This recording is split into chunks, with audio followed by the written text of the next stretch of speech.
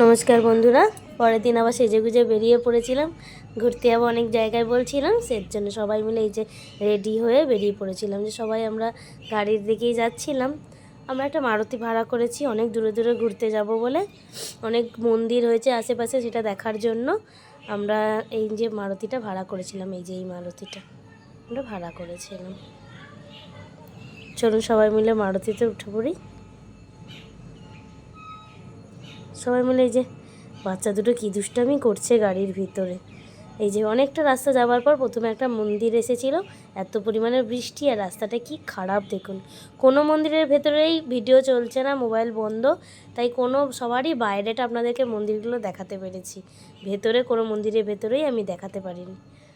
এই দেখুন এই মন্দিরটা, এটা হচ্ছে প্রভু নিতাইয়ের জন্মস্থান, নিতাই বাড়ি বলে এটা। এই মন্দিরটাকে বেরিয়েই চলে গেছিলাম ইস্কনের মন্দিরে। ইস্কনের মন্দিরটা এই তারাপীঠে খুব নাম করা হয়েছে। ওই মন্দিরটা এই যে এই মন্দিরটা, এটাও মহাপ্রভু, একটা জগন্নাথ দেব আছে আর গোপালজি আছে। এটা এই মন্দিরটা একটুখানি ভালো করে ঘুরে নিয়েছিলাম, দিয়ে একটু মহাপ্রসাদ খেয়ে নিয়েছিলাম। আমরা যেই টাইমে গিয়েছিলাম 9:30টার দিকে, সেই টাইমেই একটা মহাপ্রসাদ দিচ্ছিল, সেই মহাপ্রসাদ খেয়ে নিয়েছিলাম। ও দেওয়ালে কত সুন্দর কৃষ্ণের সব লীলাগুলো খোদাই করা। এই মুখ থেকেই একটু দেখিয়ে দিয়েছিলাম, ভেতরে তো আর ফোন অ্যালাউ করেনি।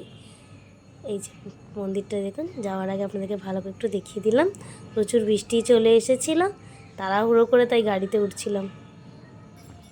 বৃষ্টি এসে গেছিলো বলে যাওয়ার আগে আরেকবার আপনাদের মন্দিরটা একটু ঘুরিয়ে দেখিয়ে দিলাম। ওই কত সুন্দর লাগছে না মন্দিরটা, খুব সুন্দর লাগছে।